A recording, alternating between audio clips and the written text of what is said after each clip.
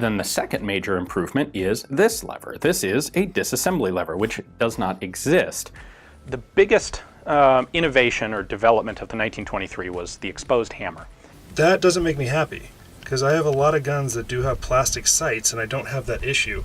A little more power and less expensive ammo than a lot of the 380s that were out there.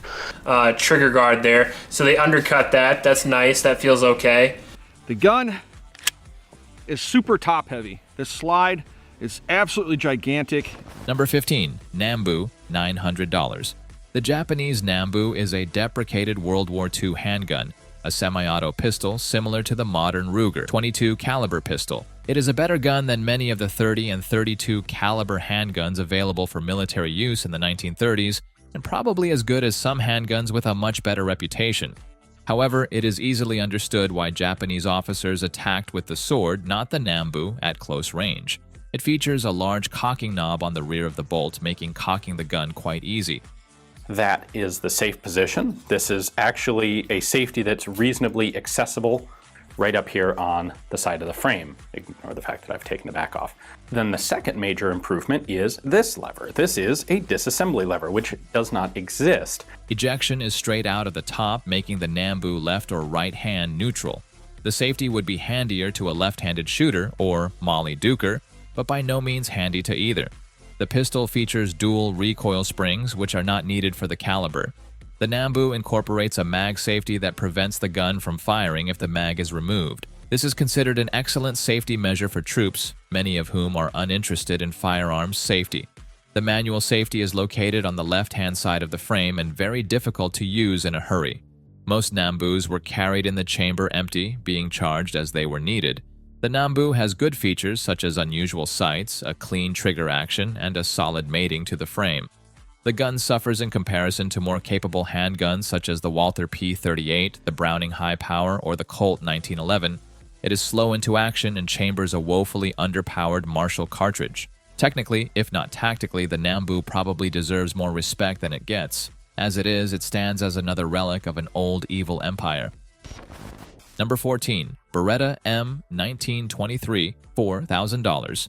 The Beretta Model 1923 pistol was a service pistol used by the Italian Army from 1923 until 1945. It was designed to consolidate the improvements of the 1915 to 1919 model and use the 9mm Glicenti round. The Glicenti Model 1910 was the first Italian-produced semi-auto pistol adopted by the Italian military. Designed by Bethel Ravelli, it was chambered for a bottleneck 7.65mm round, similar to the 7.65 by 21mm Parabellum. However, the Italian Army judged the 7.65 round too light for military use and launched a competition for 9mm handguns instead.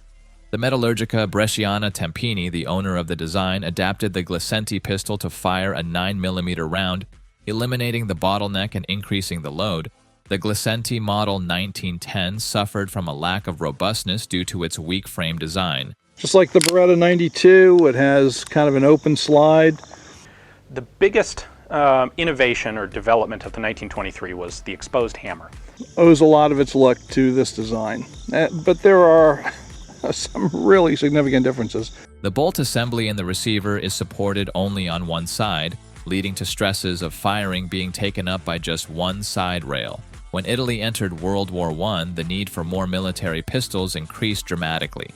In 1915, Tullio Marangoni from Beretta completed his design of a simple blowback action pistol that could fire the same 9mm Glicenti cartridge. This pistol was adopted by the Italian Army as the Beretta M 1915.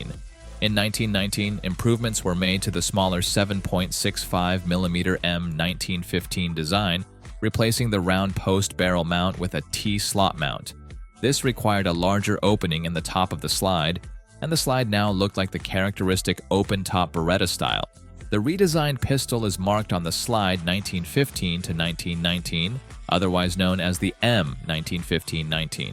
In 1921, Beretta introduced a 9mm Glicenti caliber pistol as a replacement for the military's M 1915 pistols, incorporating the M 1915-1919 changes plus adding an external hammer.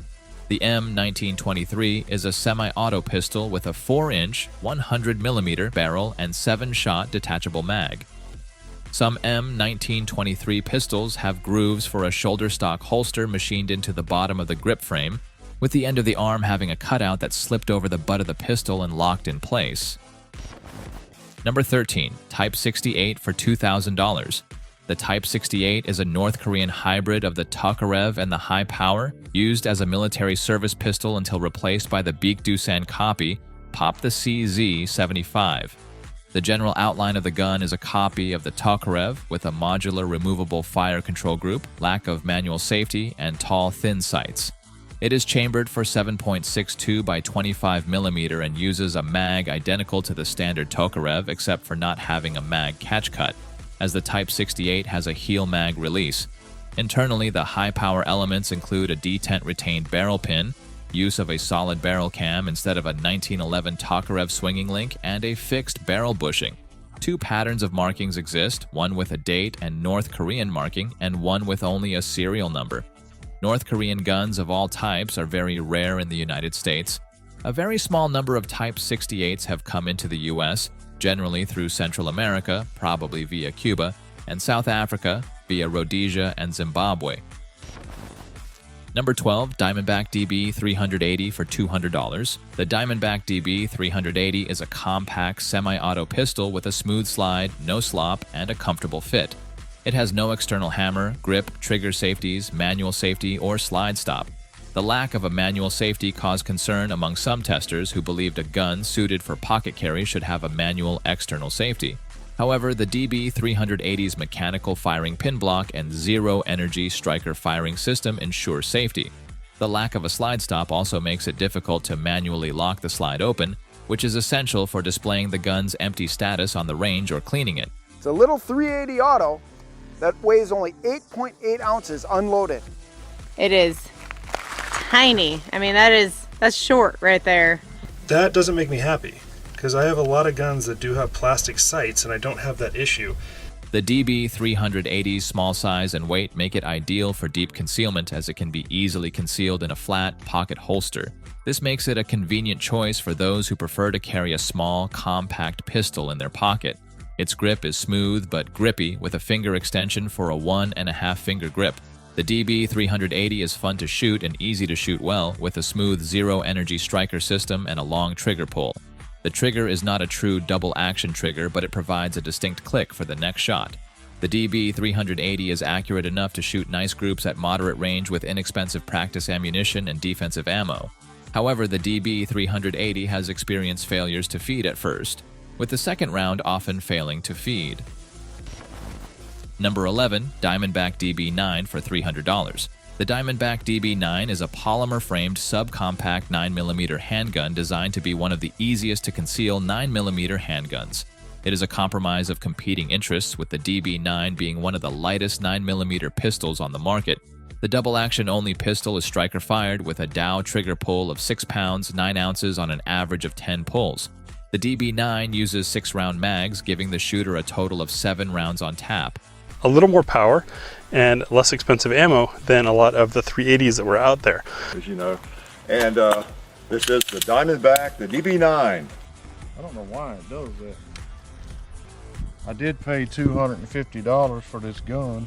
The DB9 is one of the thinnest semi-auto pistols on the market, with a 3-inch barrel and an overall length of only 5.6 inches and a height of 4 inches.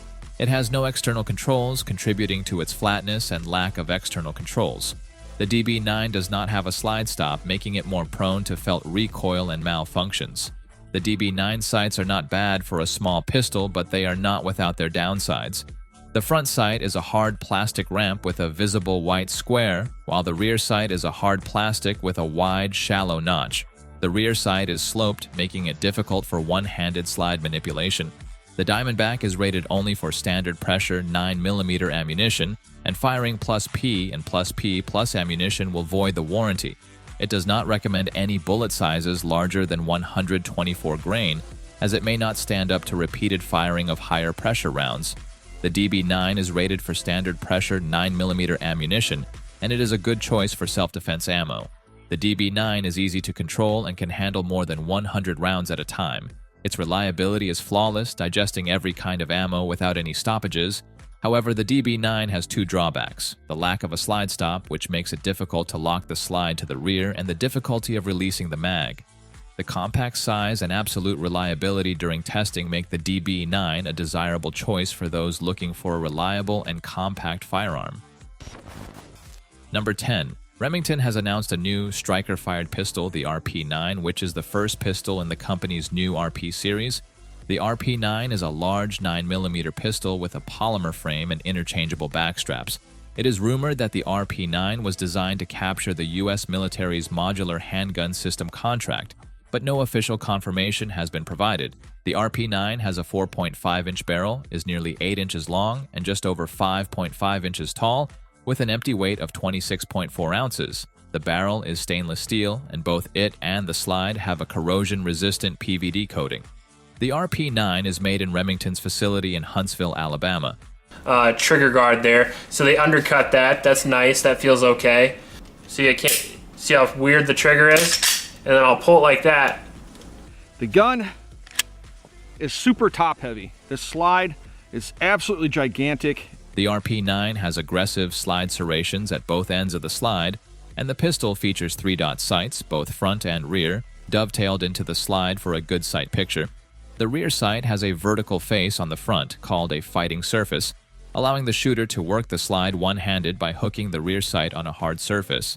The RP9's grip is slender and has a short trigger reach. The interchangeable backstraps are polymer and vertically grooved, but they do not affect the web of the hand area, which may not be helpful for shooters who want a bigger grip or a longer stretch to the trigger. Number 9. The PW87, an inexpensive Chinese-made shotgun, offered the same amount of fun as the old M1901. The PW87 is a replica of the model 1887 with the finger lever from the improved model 1901. The action is rough, but it smooths up noticeably after a few hundred rounds. The trigger pull and lock time can best be described as Brown Bess-like. The PW87 offers a fun and convenient alternative to the classic Winchester design. It can be loaded by swinging the lever open, placing shells into the receiver, pushing them forward into the tubular mag, and firing by pressing the trigger. The only safety is a half-cock notch, which should be used with caution to avoid sinking the duck boat. The PW87 is not perfect, but it runs about like a standard Winchester. If you are used to modern guns and expect the PW87 to perform flawlessly, it may be worth considering. Polishing internal parts and experimenting with different loads can help improve the PW87's performance. Number 8. Remington R51 for $300. The Remington R51 is a unique handgun introduced in 2014, an enlarged and updated version of the original Remington Model 51 pistol. Introduced in 1918, the Model 51 had teething problems leading to a suspension of production in July 2014. Production resumed in 2016, and Remington reported that the reliability issues had been resolved. The R51 is built on an anodized aluminum frame, giving it a solid feel. It features 7-shot single-stack mags, a Pedersen action, low-bore axis, optimized grip angle, match-grade 3.4-inch barrel and chamber, a crisp single-action trigger, a trigger pull weight of 4.5 to 6.5 pounds, ambidextrous teardrop-shaped mag releases, narrow width, weight of 22.6 ounces, snag-free 3-dot dovetailed sights, easily accessed slide-release lever for quick reloads, and rounded edges on the slide. The R51 performed best using the Sig Sauer Elite loadings in FMJ practice and V-Crown defensive configurations. It performed well under various loads, with the 365 loads being the smoothest shooting rounds. The grip safety operated flawlessly, and the R51 shot just a bit low at the test distance, with the best group being 3 inches using the 115-grain Sig 365 loading. There are several carry options available for the R51, and it appears that Remington has ironed out the kinks in the design. If you are looking for a single-stack defensive pistol that offers lightweight, easy carry, reliability, quick shot-to-shot recovery, and reasonable accuracy, the Remington R51 might be the pistol you are looking for. Number 7. Sig Ultra Compact 1911 for $1,000. The 1911 9mm pistol is known for its reliability and accuracy, making it a popular choice for personal defense. However, the Sig ultra-compact 1911 9mm is a well-made and reliable handgun that stands out on its own merits. The pistol features an external extractor, an ergonomic slide, and a beaver tail grip safety, ensuring a secure grip. The barrel doesn't use a barrel bushing, and the front grip strap checkering is a custom-grade touch. The pistol is easy to disassemble with a two-tone finish and crisp controls. It is also easy to disassemble with the slide locked to the rear and removed. The pistol is supplied with two 8-round mags, and it turns in excellent combat groups. The Sig ultra-compact 1911 9mm is reliable with a wide range of ammunition, making it fast on target and fast to a first-shot hit. It is among the most controllable and lightest recoiling 9mm pistols, combining a metal frame and the 1911 straight-to-the-rear recoil. The pistol is lightweight and easily concealed, making it an excellent choice for those who value precision and control over mag capacity. In conclusion, the Sig ultra-compact 1911 9mm is a reliable and accurate pistol that is light on the hip and easily concealed. It is suitable for those who value precision and control over mag capacity, making it a great choice for those who value a 1911 style pistol. Number 6. Colt 2000 for $500. The Colt 2000, also known as the All-American 2000, is a 9mm semi-automatic handgun designed by C. Reed Knight and Eugene Stoner. It was introduced at the 1990 Shooting, Hunting, and Outdoor Trade Show and was a joint venture between Knight and Stoner. The pistol had a 6-pound trigger pull and was made from parts produced by an outside vendor and assembled in the company's West Hartford facility. Despite its innovations, the pistol was plagued with inaccuracy and unreliability and was recalled in 1993 due to a safety recall. The massive product launch failed and production ended in 1994. Colt's president Ron Whitaker stated that sales volume was not sufficient for production to remain economical. The Colt 2000's internal workings were based on older firearms designs from the early 20th century, such as the rotating barrel and roller locking mechanism. The pistol breaks down into 7 major parts for disassembly. Unlike most other polymer-framed handguns, the All-American 2000 had removable grip panels. An aluminum frame version with wooden grips was also made, and both are sought after by collectors of Colt firearms due to the low numbers produced during their short production run. Number 5. Rogak P18, $2,200. The Rogak P18 was a copy of the Stier GB service pistol, with some disagreement over whether it was unlicensed or just unfortunately made. Les Rogak was a Stier distributor in Illinois who managed to acquire a set of plans for the GB pistol and put it into production before Stier-made examples were available in the US. On paper, the gun seemed quite impressive. A stainless steel 18-shot gas-delayed military pistol in the late 1970s was something on the forefront of handgun development. Unfortunately, Rogak's manufacturing left a lot to be desired. Where the authentic Stier GB was an excellent pistol, despite losing to the Glock in Austrian military trials and to the Beretta in American military trials, the Rogak copy was quite poorly made. The fit on the gas delay system was too loose to actually hold gas pressure, resulting in the Rogak acting as a simple blowback pistol. To compensate for this, Rogak added a sort of fiber buffer stack in the receiver to reduce the slide battering on the frame and ground off the extractor claw to prevent the rapid slide opening from tearing cartridge rims off. Numerous burrs, casting defects, and fit problems plagued the guns, to the extent that Stier actually filed a legal suit to stop their manufacture. Number 4. Heckler & Koch HK VP70Z, $1,000. The HK VP70 was a space-age version of the disposable single-shot Liberator pistol, designed to arm partisans fighting the Nazis during World War II. It was the world's first production polymer-framed handgun and the first production striker-fired pistol. The double-stack, double-feed mag is still arguably the best handgun mag ever produced, and the negative space sight system works. The VP70 is lightweight and inexpensive to produce, but the trigger is utter crap. The VP70 is an unlocked blowback gun, meaning the mass of the slide and robust recoil spring defy the recoil impulse of the 9mm Parabellum cartridge. The VP70 is easy to load with a standard set of fingers, and the mag release is on the heel of the butt in the European fashion. The recoil spring telescopes around the barrel in the manner of the Walther PPK, and the safety is a crossbolt located underneath the trigger.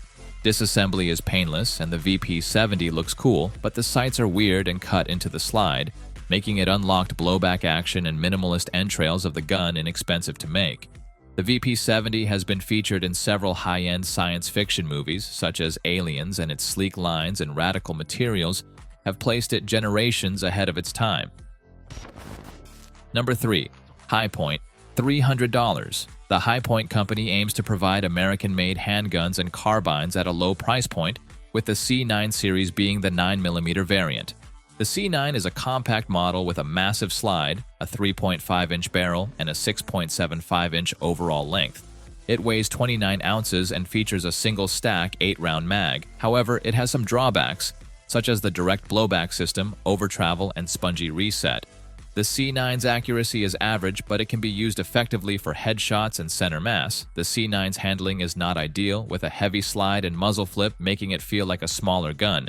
The grip texture is also not the best, and the slide is short and doesn't stick to the hand well between shots. The manual safety is small but textured, but it's easy to miss the swap. The slide is massive but has little grip texture to rack, which could benefit from more texture. The C9's recoil is excessive for its size, and the grips need more aggressive stippling. The recoil is excessive for the gun's size, and the grips need more aggressive stippling. The C9's reliability is not perfect, but it's not perfect for its price point. The slide is massive and the weapon is heavy, but the grip is short. The mag catch is a saving grace. The accuracy is acceptable, but it's far from perfect and won't win a match. In conclusion, the Hi-Point C9 is a budget-friendly, accurate, and reliable handgun that offers a good value for its price. While it may not be the most revolutionary gun, it's a great option for those on a tight budget. Number 2. P3 AT for $200. Kel-Tec, a CNC company, has been producing unique weapons since 1991. The P3 AT pistol, introduced in 2003, is a light, semi-auto, double-action pistol with a polymer frame, 7075 T6 aluminum action, and 4140 steel barrel and slide. It is chambered in 380 ACP, making it a popular choice for concealment or those seeking a round with less recoil potential. Accessories are essential for the shooter, facilitating grip, firepower, accuracy, and visibility. The Kel-Tec P3 AT is a compact and versatile weapon that can be carried in various scenarios. When choosing a holster, consider factors such as mag extensions, grip sleeves, belt clips, optics, and hard cases. Mag extensions add 1 or 3 more rounds, while grip sleeves provide positive tension between the gun and hands. Belt clips and crimson trace lasers are popular options for law enforcement. A hard case is a universal Kel-Tec case that fits any Kel-Tec handgun but is more reliable and secure. The Kel-Tec P3 AT is available in various holsters, including the Soft Tuck holster by DeSantis, Nemesis Pocket holster by Federal Holster Works, and Ankle Light by Galco. The Soft Tuck holster is a right-hand-oriented brown leather holster, while the Nemesis is a black pocket holster with great retention and easy draw. The Ankle Light is an ankle holster made for the Ruger LCP, Kel-Tec 32, and P3 AT, with padding and tough Velcro for added security. In summary, the Kel-Tec P3 AT is a reliable and compact 9mm handgun that can be concealed with ease and is backed by a limited lifetime warranty. Number 1. North American Arms 22 caliber long rifle for $300. The North American Arms mini revolver is a popular and reliable revolver made of stainless steel and reasonably powerful for its size. It is a good backup and offers protection when nothing else is worn. The .22 Magnum cartridge is a last-ditch effort in defense and has replaced poor quality and unreliable .25 ACP semi-auto pistols. The revolver is not a chore to load, but isn't fast to load. The NAA Mini Revolver is a single-action revolver with a 5-shot cylinder with recessed cylinders for safety in case of a burst case head. The revolver weighs 6.2 ounces and is an upgrade on the original revolver. For safety, it is important to keep your fingers away from the muzzle and use deliberate motions and not fumble as you cock the hammer. The Ranger is a hinged frame revolver with a latch for easier range work. The Pug variation is superior to anything else offered by NAA, with a synthetic grip that helps control the handgun. The Pug also features express-type sights intended for fast work at close range. The hammer nose must be placed in the notches between the chambers for safety. For accuracy, the best way to practice is to quickly bring the revolver to bear and snap a shot at the target. The NAA revolver must be gripped properly for good results. Load performance for the NAA revolver is good, with the Fiocchi 40-grain JHP breaking about 850 FPS in a 1-inch barrel, and the Horn 80 45-grain critical duty providing reasonable load for the 22 Magnum cartridge. The CCI 22 Magnum bullets are interesting and provide good penetration. Overall, the North American Arms Mini Revolver is a reliable and useful choice for those looking for a small handgun that offers good performance and reliability. That's all for this video, folks. See you next time.